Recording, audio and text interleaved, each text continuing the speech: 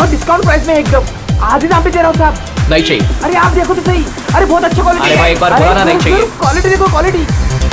ओ madam जी देखो ना, madam जी लो ना, अच्छी क्वालिटी का है मैडम जी, एकदम अच्छा क्वालिटी का है मैडम जी। अरे क्यों परेशान कर रहे हो, एक बार बोल दिया ना नहीं चाहिए। ओ भाई वो देखो ना, मैडम को कुछ हुआ है? कुछ नहीं हुआ उसे। अरे सो वो रही है वो। गर्दन से खून आ रहा है। क्या? हाँ मैडम के गर्दन से खून सुची। आ रहा है साहब। सुची, सुची, वो देखो सुची, वो देखो सुची।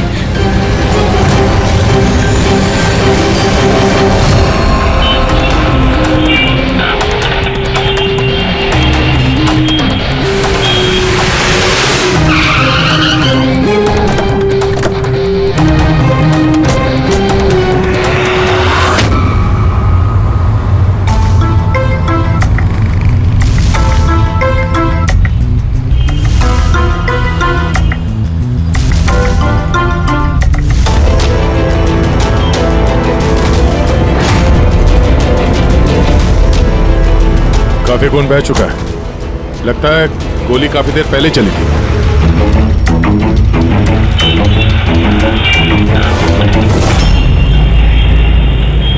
ये सब कैसे हुआ मिस्टर आशुतोष। अच्छा, और इनका नाम क्या है? ये मेरी बीवी, मेरी वाइफ सुची, मेरा मतलब है मेरी एक्स वाइफ सुची। Ex wife? ये सब कैसे हुआ? पता नहीं सर, मुझे कुछ पता नहीं चला सर। कुछ मालूम नहीं? तुम्हारी एक्स वाइफ तुम्हारे बगल वाली सीट पे बैठी थी, उस पर गोली चली और तुम्हें कुछ मालूम नहीं? कैसे हो सकता है? मेरा आशु कभी झूठ नहीं बोलता। अगर वो कह रहा है कि उसे पता नहीं चला तो आई एम श्योर उसे पता नहीं चला होगा। आप जी, मैं मेहिका, इनकी प्रेजेंट वाइफ। मिस्टर आशुतोष, जब सुची को गोली लगी और पिछली सीट का शीशा टूटा तो आवाज तो आई होगी, और आप कह रहे हैं आपको कुछ मालूम नहीं पड़ा? कैसे? दरअसल गाड़ी में म्यूजिक तेज चल रहा था और सुची सो रही थी सर, मुझे कुछ पता नहीं चला। वो बंदा कुछ सामान बेचने आया, उसने जब मुझे बताया तब मुझे पता चला कि सुची। गाड़ी में म्यूजिक चल रहा था और सूची सो रही थी। कमाल है, अक्सर लोगों की नींद जरा से आहट से खुल जाती है और इतने लाउड म्यूजिक में सूची सो रही थी।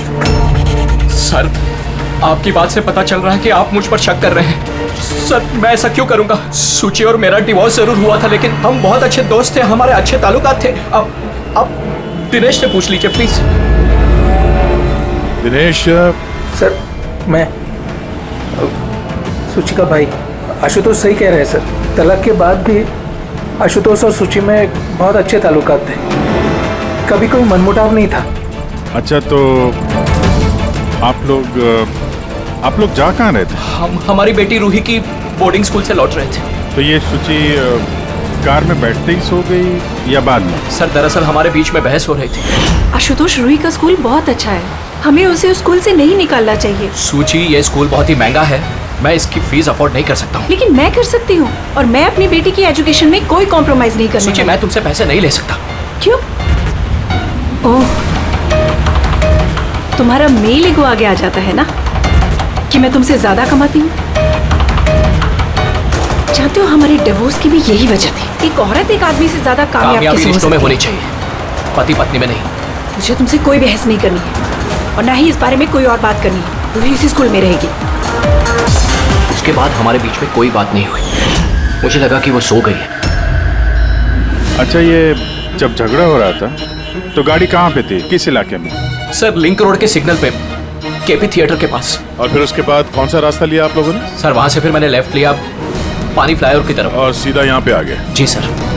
यानी करीब 2 किलोमीटर तक ये गाड़ी चली, तो इस 2 किलोमीटर के बीच में ही कहीं पे गोली चली है सूची? पंकज, एक काम करो, केपी थिएटर से लेके यहाँ से इधर 2 किलोमीटर दूर तक चेक कर लो, कहीं पे कोई सबूत वगैरह मिलता है क्या? मतलब कांच वगैरह का टुकड़ा टूटा होगा, वो देख लेना, और पैदल जाना। 2 किलोमीटर सर? पैदल चलो। गोली बड़ी अजीब एंगल से लगी है, ये नीचे है, गोली ऊपर से नीचे की तरफ आई है। मतलब गोली चलाने वाले को हाथ ऊपर करना पड़ा होगा फायर करते समय। खुली सड़क पे किसी ने गोली मारी है और किसी ने देखा नहीं। हो सकता है खूनी थोड़ा दूर हो, फिर भी मुश्किल है निशाना लगाना। ये चलती गाड़ी पे और वो भी तब जब खूनी किसी गाड़ी पे हो या बाइक पे। ऐसे निशाना लगाना इतना आसान नहीं है।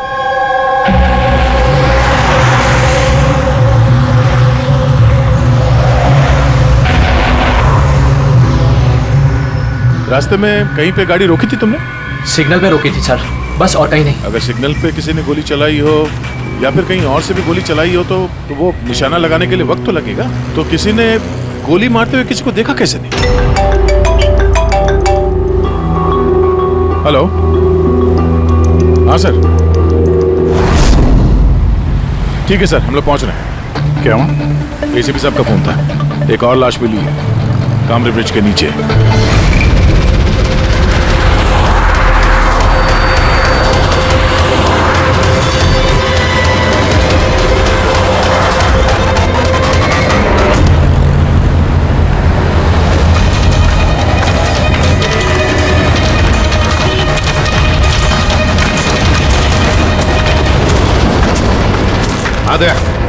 सर, आपको पता कैसे चला इस लाश का? लोकल पुलिस को आसपास के लोगों ने कंप्लेंट दी थी। 2 घंटे पहले लाश मिली है। सिर के पीछे घाव है और पीठ पर भी गोली का निशान। सर, एक बात समझ में नहीं आ रही है, इसे किसी ने यहाँ पे मारा या कहीं और मार के यहाँ पे फेंका है? देखते हैं फ्रेडी। सर, रोड पर एक लवारिस बाइक भी मिली। मुझे लगता है इसी आदमी की वो बाइक।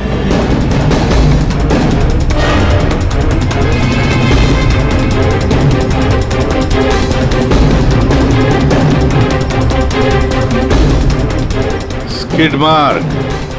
सर, ऐसा लगता है ये आदमी बाइक पे जा रहा होगा, किसी ने पीछे से गोली मार दी, डिसबैलेंस हो गया, गाड़ी बाइक स्किड होके किसी चीज से यहाँ पे टकराई होगी और उसकी बॉडी यहाँ नीचे गिर गई। सर पे चोट उसी वक्त लग गया होगा।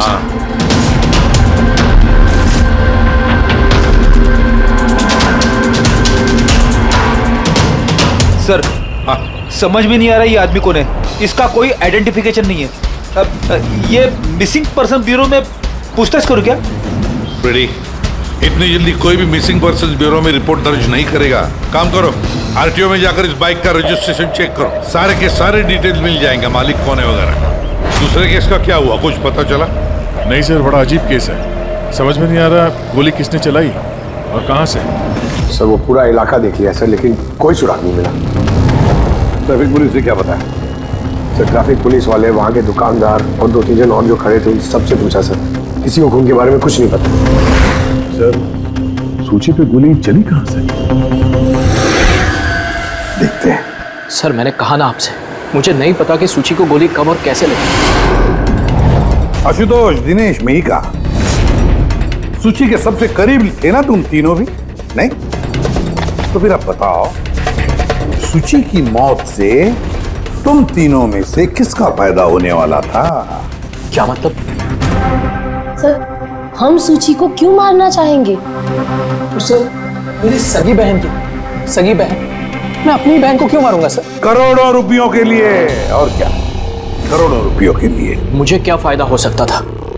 मेरा और सूची का तो ऑलरेडी डिवोर्स हो चुका था। हो सकता है डिवोर्स ही वो वजह हो।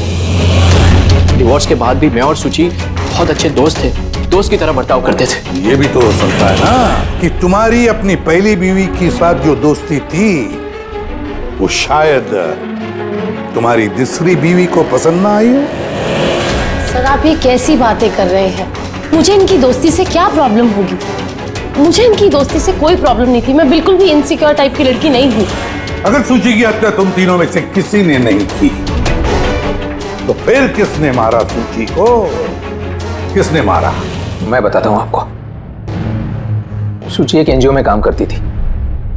उसने वहां पर शैली नाम की एक अकाउंटेंट का भांडाफोड़ किया था, क्योंकि शैली पैसे को लेकर हेराफेरी कर रही थी। तुम्हें लगता है कि शैली का हाथ हो सकता है सबके पीछे? जी हाँ सर, कई बार शैली ने उसको धमकी भी दी थी। सर, मुझे तो लगता है कि ये काम पृथ्वी का हो सकता है। अब ये पृथ्वी कौन है? बड़ा ही बदतमीज किस्म का इंसान है, रोमियो टाइप। सूची ने पुलिस में कंप्लेन भी की थी उसके खिलाफ। कुछ दिन के लिए जेल भी गया था। ठीक है, तुम तीनों जा सकते हो। Thank you sir. Thank you sir.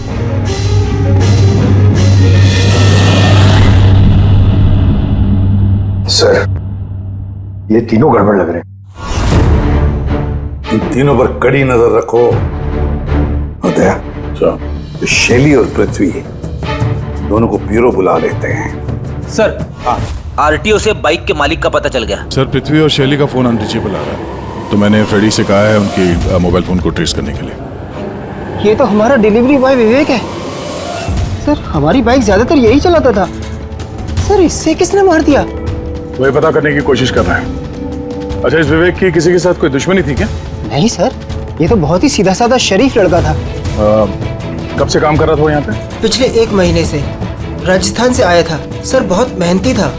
Sir, ये तो यहाँ शहर में किसी को जानता भी नहीं था। ये कहाँ जा रहा था डिलीवरी करने? कहीं नहीं सर। सर, छुट्टी थी आज उसकी, इसलिए मेरी बाइक लेकर घूमने के लिए गया था। अच्छा, उसका घर का एड्रेस दे सकते हैं जरा? सर, उसका घर का एड्रेस नहीं है, वो यहीं शॉप में सोता था। उसका सामान वगैरह कुछ? सर, ये उसका एक बक्सा है। ये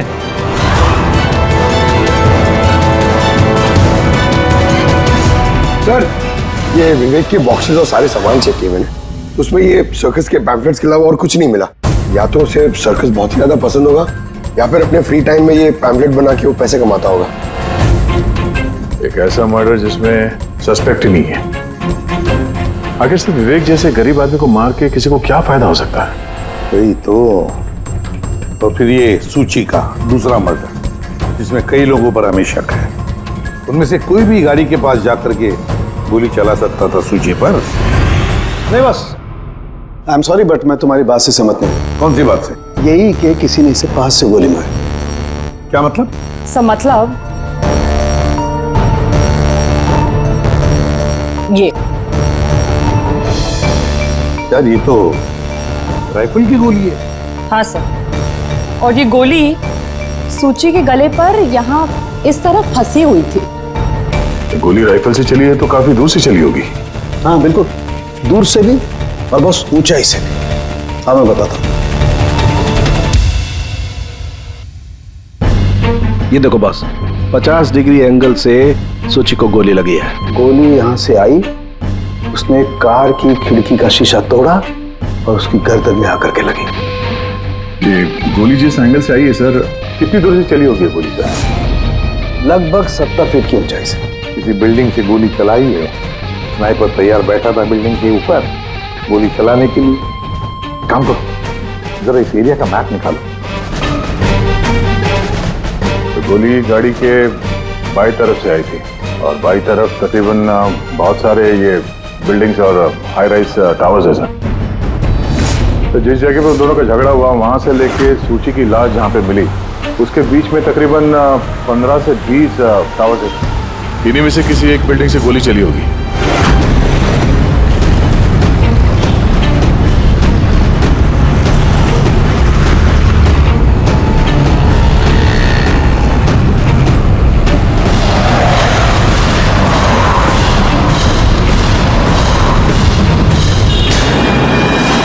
बस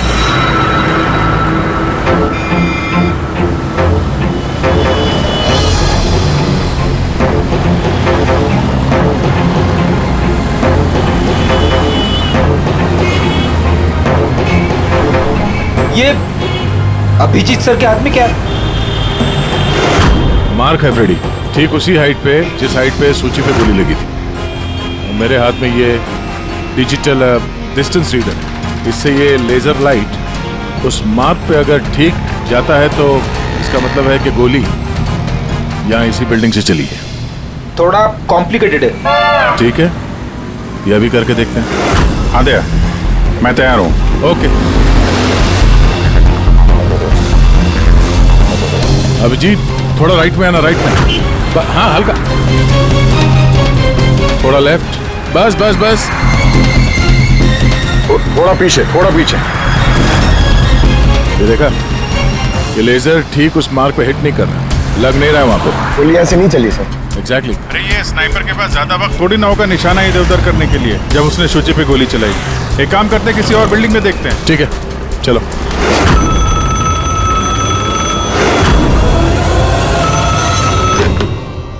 हेलो।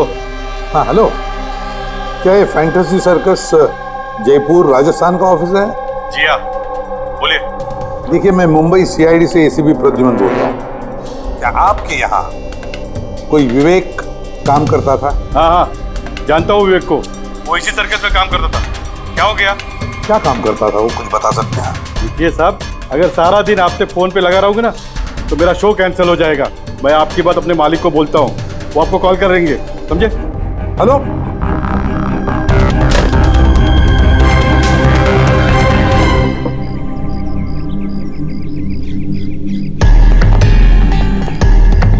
कमाल है सर, बिल्डिंग में वॉचमैन ही नहीं था। लगता है गोली यहीं से चली होगी। देखते हैं। हाँ अभिजीत, रेडी है?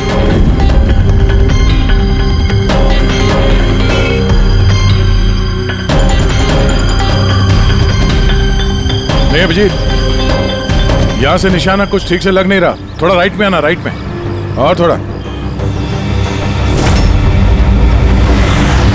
हाँ परफेक्ट परफेक्ट, यहां पे लग गया निशाना। इसका मतलब शुचि यहाँ पे थी जब उसको गोली लगी। पंकज, रेडी? जरा देखो आसपास, उस स्नाइपर ने कोई सुराग छोड़ा है क्या? लेकिन यार दया, यहाँ पे कोई स्पीड ब्रेकर तो है नहीं। ऐसा कौन सा स्नाइपर था जो वहाँ बिल्डिंग पे बैठ के इतनी तेज चलती हुई गाड़ी पे ऐसा निशाना लगाए जो शुचि की गर्दन पे जाके लगे? हाँ ये बात तो है। आशुतोष, जब तुम्हारी गाड़ी ये यहाँ पर थी जी, तभी किसी वजह से तुम्हारी गाड़ी को स्लो करना पड़ा हो या फिर रोकना पड़ा हो, कुछ याद है? हाँ सर, मैं जब ड्राइव कर रहा था तो गाड़ी के आगे एक भिखारी आया था। मुझे ब्रेक मारनी पड़ी थी। भिखारी? हाँ क्या हुआ? इस तरफ कुछ भी नहीं है। कुछ भी नहीं? वहां भी कुछ नहीं है सर। ये भिखारी दिखने में कैसा था? सर, उसके एक हाथ में बैसाखी थी, लाल रंग का पोटला, गले में गमछा और शायद आधा गंजा था। अभिजीत, इस फ्लाईओवर के नीचे बहुत भिखारी बैठे हुए होते हैं, उन्हीं में से कोई एक होगा। मैंने सुना जो आशुतोष ने बताया भिखारी के बारे में। मैं यहाँ नीचे जाके देखता हूँ। कौन हो तुम लोग? इससे पूछ के यहाँ पे आए? तुम यहाँ के वॉचमैन हो? ड्यूटी पे क्यों नहीं थे? मेरी मर्जी। और तुम कौन होते हो मुझे ड्यूटी सिखाने वाले? सीआईडी। सीआईडी? जाते हो, तुम्हारे वजह से यहाँ पे एक औरत का खून हो गया। मेरी वजह से खून? किसी ने यहाँ छत से नीचे एक औरत पे गोली मारी। क्या जानते हो उसके बारे में?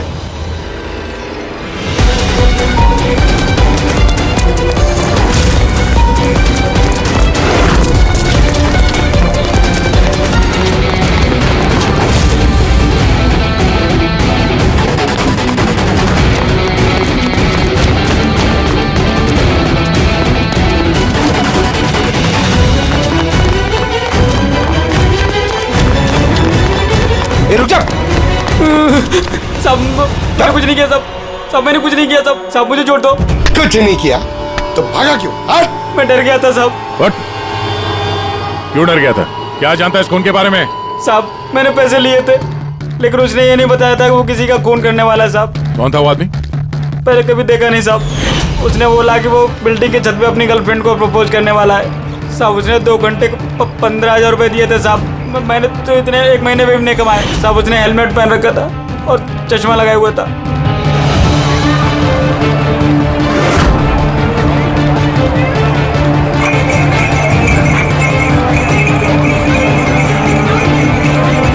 अरे सुनो भाई, ओ भाई साहब, ये एक ऐसे आदमी को देखा है जो लाल गमछा बांधता है, अरे लाल रंग की पोटली रखता है और बैसाखी से चलता है? क्या? अरे सुनो भाई यार, एक आदमी को देखा है तुमने जो लाल रंग का गमछा बांधता है, पोटली है उसके पास लाल रंग की, बैसाखी से चलता है? नहीं देखा?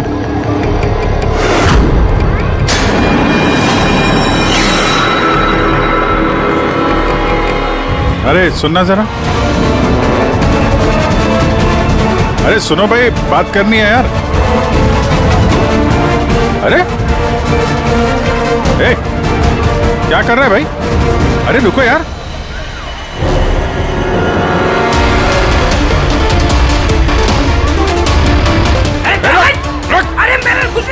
अरे मैं भिखारी हूँ, मेरे पास पैसे कुछ भी नहीं है।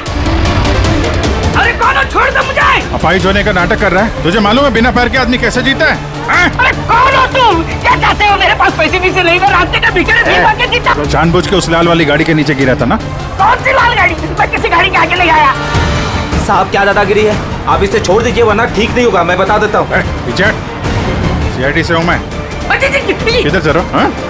शराफत से बता दे, वरना मैं अपने पे आ गया तो बहुत भारी पड़ेगा। नहीं साहब, आप पक्का CID से तो बताता हूँ। वो एक आदमी ने मुझे पैसा दिया था ये सब करने के लिए, और उसने कहा था कि जैसे ही लाल गाड़ी आती है तुम उसके आगे गिर जाना, तो मैं गिर गया साहब। तुझे पता कैसे चला कि लाल गाड़ी कब आएगी? वो छत पे एक आदमी खड़ा रह के इशारा करने वाला था, जैसे उसने इशारा करना मैं गाड़ी के आगे गिरना, ऐसा हमारा प्लान था साहब। तुझे मालूम है एक औरत का खून हो गया तेरे इस प्लान के चक्कर में? साहब मुझे माफ कर दो, मैं रास्ते का भिखारी हूँ, देखो मेरी हालत कैसी है साहब, मुझे छोड़ दो। चल ये बता, वो आदमी कैसा था दिखने में? नहीं वो साहब मोटरसाइकिल पे आया था, हेलमेट पहने हुआ था, तो चेहरा दिखाई नहीं दिया। अरे यार कुछ तो देखा होगा, कुछ सुना होगा तूने? उसका फोन आया था, सामने वाले ने कहा था कि जल्दी जल्दी मिलने आओ, तो हाँ, तो उसने कहा था कि मैं पहुँचता हूँ। कहाँ पहुँचने का बोला था, कुछ याद है? कुछ सुना तूने? हाँ याद आया, भांडुप मिल। हाँ भांडुप मिल। अच्छा ठीक है वापस आ जाओ, मैं सर को इन्फॉर्म करता हूँ। Okay sir. हाँ अभिजीत भांडुप मिल से वापस आ रहा है। उसका कहना है कि मिल एकदम सुनसान पड़ा है, कोई सुराग हाथ नहीं लगा उसके। खूनी तो वहीं पे भाग कर गया होगा, हो सकता है अभिजीत पहुंचने से पहले वो वहां से गायब हो गया। पंकज, हाँ सर। पंकज एक काम करो, जिस वक्त सूची को गोली लगी थी उस वक्त उस एरिया में कितने मोबाइल फोन एक्टिव थे पता लगाओ, स्नाइपर का फोन उसी में से एक हो सकता है। चल हाँ। पंकज ये भी देखना कि उनमें से कितने लोग भांडुप मिल गए थे। सर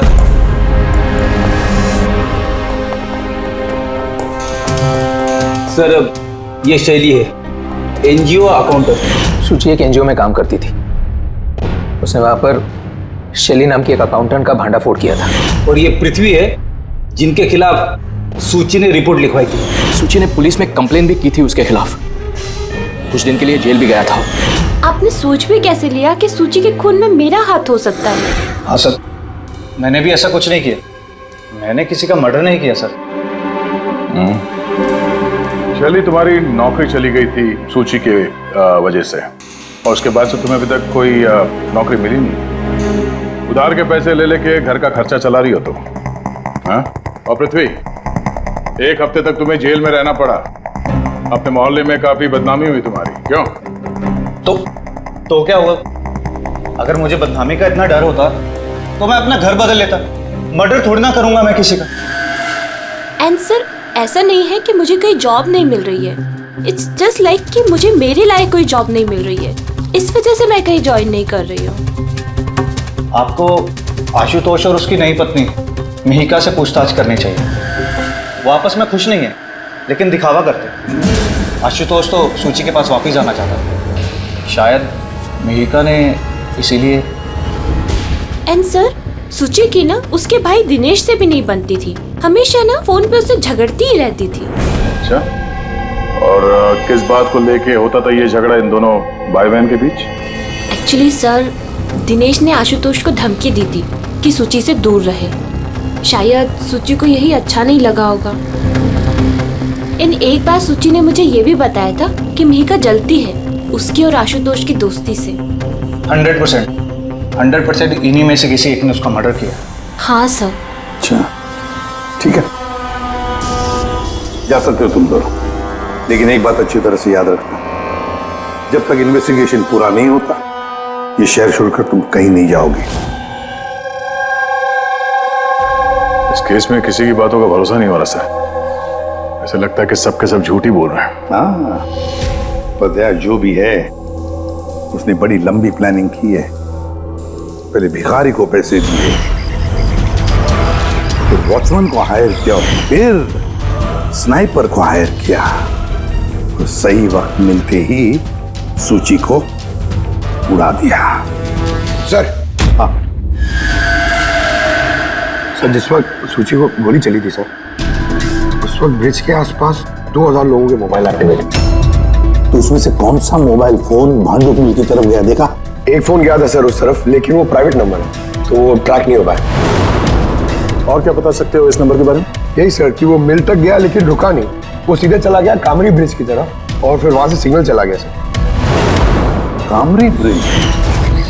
विवेक की लाश भी तो हमें उसी ब्रिज के नहीं मिली थी। ये कोई कॉन्सिडेंस तो नहीं हो सकता? राजस्थान में फोन कर दे विवेक के गांव, पुलिस वालों को क्या इंफॉर्मेशन मिले उसके बारे में देखते हैं। ये विवेक भी तो खूनी हो सकता है। किसी ने विवेक का खून कर दिया, एक खूनी का खून। कुछ भी हो सकता है फ्रेडी, इस केस में कुछ भी हो सकता है।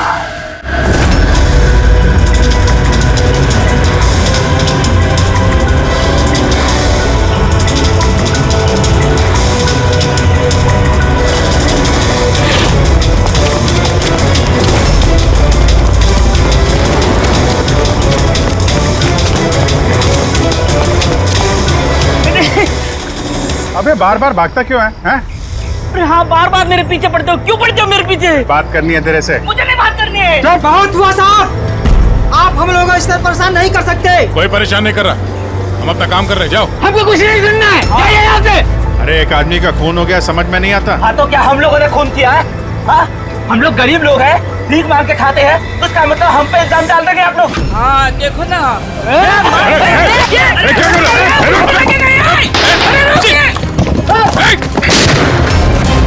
अभिजीत, तो ठीक हो? थोड़ा सा ओह नो, पत्थर लग गया है। क्या किया तुम लोगों ने? हाँ? ये देख, इसने पैसे दिए थे तुम्हें? इसका भी खून हो गया? हाँ मर गया ये, ध्यान से देख।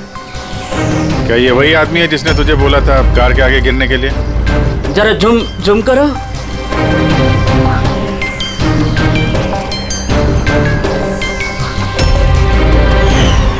ऐसी घड़ी उसने भी पहनी थी। शायद जिसने पैसे दिए होंगे इस आदमी को, उसी ने सबूत मिटाने के लिए इसे भी मार दिया। हाँ पंकज।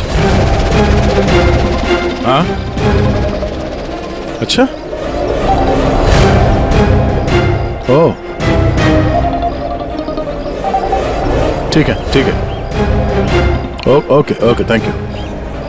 पंकज का फोन था, बता रहा था कि विवेक राजस्थान में किसी सर्कस में काम कर रहा था, निशानेबाज था। 1 महीने पहले उसने सर्कस की नौकरी छोड़ दी। कह रहा था कि मुंबई में कोई अच्छी नौकरी लगी है उसे, और हाँ जाते जाते वहां से वो राइफल वो भी चुरा के ले गया। राइफल चुरा के आया था? सुची की सुपारी लेकर आया होगा यहाँ पे, और ये दुकान पे इसलिए काम कर रहा था ताकि किसी को शक ना हो। हाँ, और इस पूरे जुर्म का जो मास्टरमाइंड है वो राजस्थान तो गया होगा इस विवेक को सुपारी देने के लिए। है कौन ये मास्टरमाइंड जो आंखों के सामने रहकर भी नजर नहीं आ रहा है?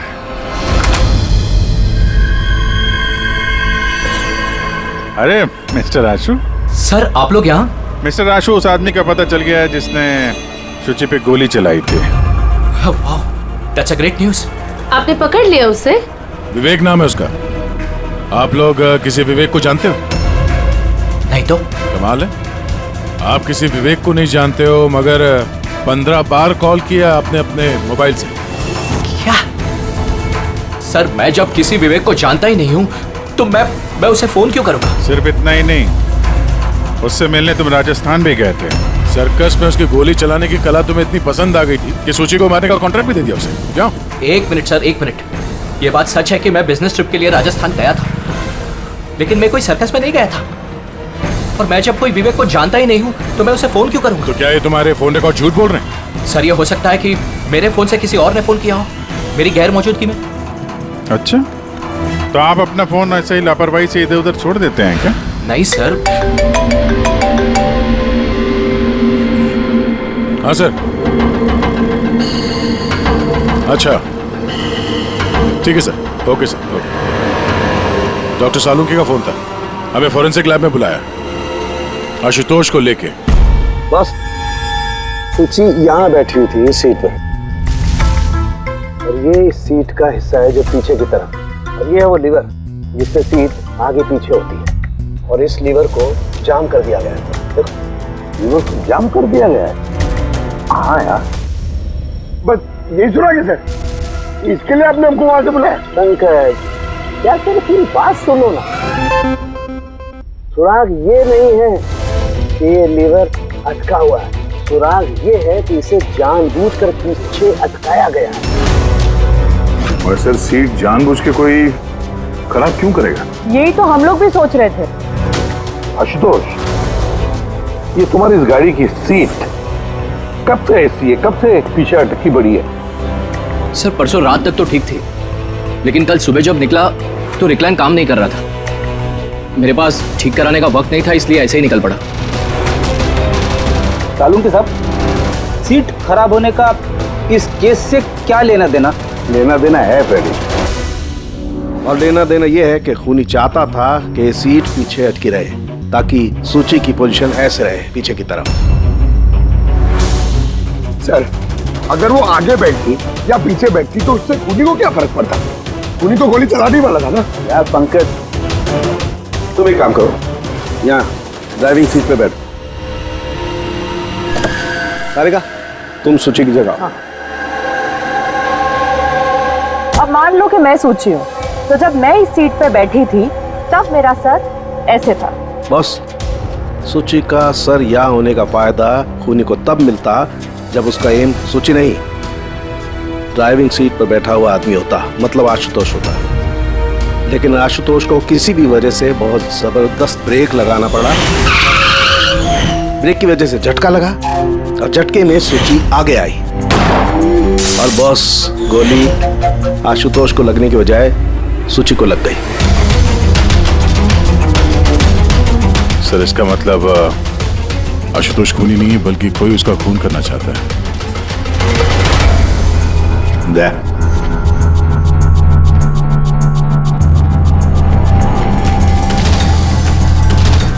आशुतोष जी सर। सर एक बात बताओ, तुम्हारा कोई दुश्मन है? कोई ऐसा दुश्मन जो तुम्हारी जान लेना चाहता है? याद करके बताओ, सोचो। नहीं सर, मेरी किसी से कोई दुश्मनी नहीं है। नहीं कैसे आशुतोष, कोई तो होना चाहिए जिसने उतनी प्लानिंग की है तुम्हारी जान लेने की, सीट को भी जाम कर दिया। नहीं सर, ये हो ही नहीं सकता, क्योंकि ये गाड़ी की एक ही चाबी है और वो चाबी हमेशा मेरे पास ही रहती है। मुझे तो खुद समझ में नहीं आता सर कि ये सब क्या हो रहा है। कोई बात नहीं आशुतोष, वो जो कोई भी है हम पता करने की कोशिश करेंगे कि कौन है वो जो तुम्हें मारना चाहता है। ठीक है, चलो चलते हैं, आ जाओ। जी सर। सर हमने आशुतोष को जाने क्यों दिया? अगर खूनी ने फिर से हमला कर दिया तो? देखते रहना पंकज, अब हम आशुतोश की हर मूवमेंट को ट्रैक करेंगे, हर बात हमें सुनाई पड़ेगी। सर वो किसे? दया ने ट्रांसमीटर बग जो लगाया है।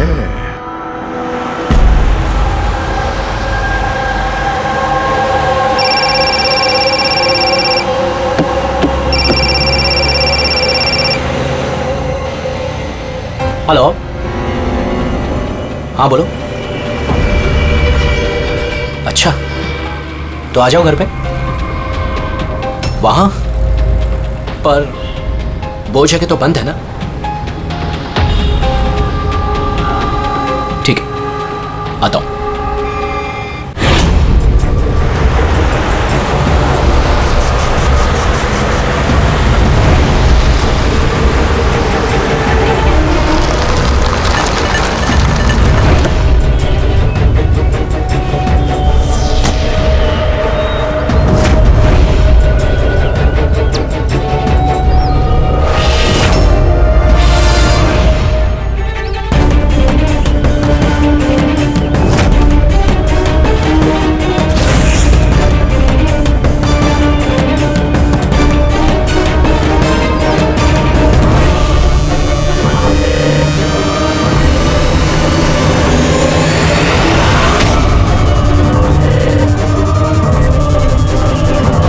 क्या कर रहे हो? गन? माय गॉड, गोलियों की आवाज है। जल्दी चलो, कहीं और एक खून न हो जाए। सर बस पहुंच ही रहे हैं हम लोग। सर, हाँ, हमारा ये वाला जो सस्पेक्ट है सर, अभी अभी खबर आई कि ये भी राजस्थान गया था आशुतोष का पीछा करते करते। ये तो आशुतोष के बिल्कुल करीब था।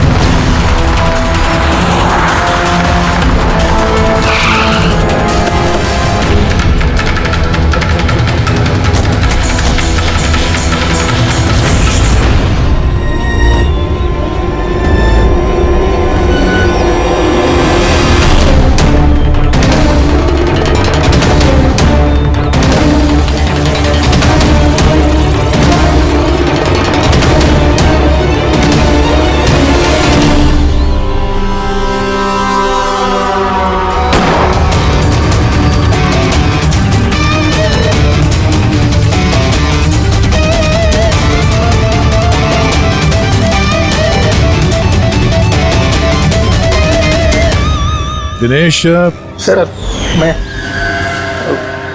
सुची का भाई। मर गया सर। मैंने कुछ नहीं किया सर। ये मुझे मारना चाहता था सर। ये मारना चाहता था मुझे। क्यों मारना चाहता था ये तुम्हें? सर इसे लग रहा था कि इसकी बहन की बर्बादी का जिम्मेदार मैं हूँ। शादी के बाद सुची डिप्रेशन में चली गई थी और उसने अपने आप को मारने की भी कोशिश की, और ये सब मैं नहीं जानता था सर, बिल्कुल नहीं जानता था। जाने अनजाने में इन दोनों की मौत का जिम्मेदार मैं बना हूं तो जाने अनजाने।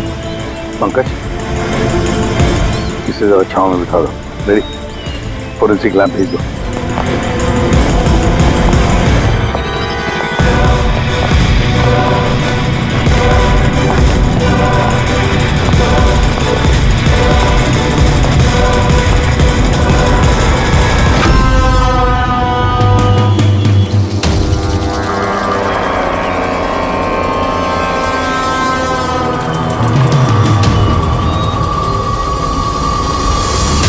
कहानी में नया ट्विस्ट। Ashutosh,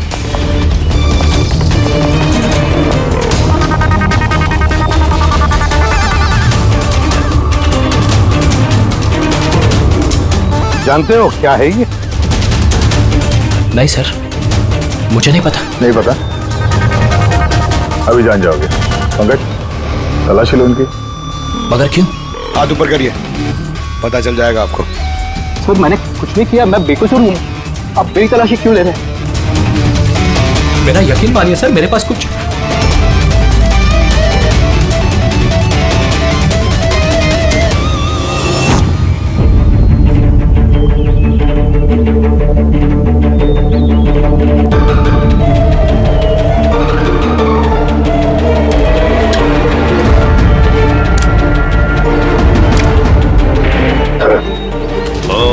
rubber bullets.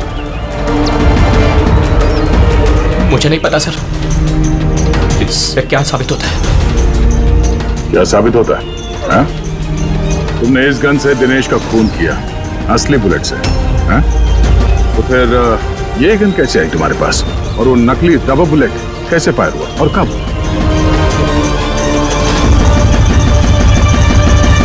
सब प्लान मैंने किया था sir. A to Z plan मेरा था। सुची की मौत, दिनेश की मौत, और वो प्लान भी यही था कि आप लोगों को यही लगे कि सुची की मौत गलती से हुई थी, बल्कि असली टारगेट मैं था, और आप लोगों का शक दिनेश पर जाए। लेकिन सारा प्लान मिट्टी में मिल गया, सब कुछ मिट्टी में मिल गया। क्यों मारा तुमने सूची को? क्या मिला तुम्हें सूची को मारकर? सूची मेरी बेटी रूही को लेकर हमेशा हमेशा के लिए देश छोड़कर जा रही थी सर, और ये बात उसने मुझसे छिपाई थी। आप ही बताइए सर, अपनी इकलौती बेटी को खुद से दूर कैसे करने देता? और इसलिए तुमने विवेक को, उस शार्प शूटर को पैसे दिए अपनी बीवी सूची की जान लेने के लिए, और जैसे उसने काम खत्म कर दिया तुमने उसे भी मार डाला। तूने दिनेश को ऐसा क्या कहा कि वो तुम्हें मारने के लिए यहाँ पर आ गया? मैंने मिहिका को दिनेश के पास भेजा था। क्या? हाँ दिनेश, मुझे अभी पता चला कि आशुतोष ही तुम्हारी बहन की मौत का जिम्मेदार है और वो तुम्हें भी मारना चाहता है। नहीं नहीं, मैं उसे छोड़ूंगा। दिनेश, पागल हो गए हो क्या? खून करोगे तुम? उसने मेरी बहन को मारा, मेरी सगी बहन को। एक पत्नी को मेरी बहन को मारते हुए उसे कुछ नहीं लगा। नहीं, कुछ भी हो जाए मैं उसे छोड़ नहीं सकता, मैं उसे नहीं छोड़ सकता। मेरी बात तो सुनो। और मौका मिलते ही उसकी गन बदल दी। जो गोलियां दिनेश तुम पर चला रहा था वो नकली थी? हाँ, लड़ाई के दौरान मैंने गन बदल दी थी ताकि आप लोगों को लगे कि आत्मरक्षा के लिए मैंने दिनेश को मारा है और आप लोगों के सामने मैं बेगुनाह दिखूं। क्या छोड़ा तुमने अपनी बच्ची के लिए? ना मां ना बाप। उसी बच्ची को पाने के लिए तुमने उसी की मां को मार डाला, और फिर इस जुर्म में तुम भी जिंदगी भर जेल की सलाखों के पीछे सड़ते रहोगे। बताओ आशुतोष, क्या मिला तुम्हें अपनी बच्ची को इस तरह से अनाथ करके? क्या मिला?